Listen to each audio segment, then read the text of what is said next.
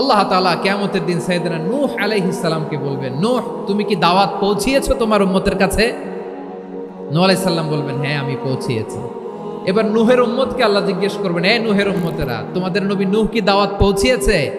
নূহের উম্মত বলবে, না আল্লাহ, আমাদের কাছে কোনো সতর্ককারী আসে নাই, কোনো নবী টবি আসে নাই, কোনো দাওয়াতও আমরা পাই নাই, আপনারাও চিনি নাই, জান্নাতও চিনি নাই, জাহান্নামও চিনি নাই।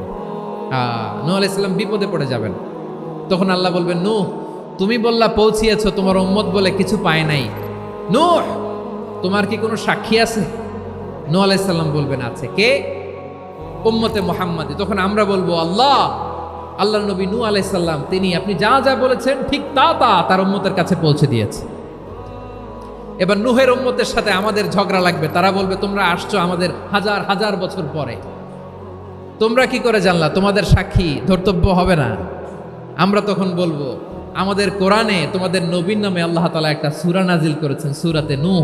তখন আমরা সত্য বলেছি কিনা এটা আল্লাহ তাআলা জানতে চাইবে বিশ্বনবীর কাছে। তখন বিশ্বনবী আমাদের পক্ষে সাক্ষী দিবেন। আওয়াজ করে বলেন আল্লাহু আকবার।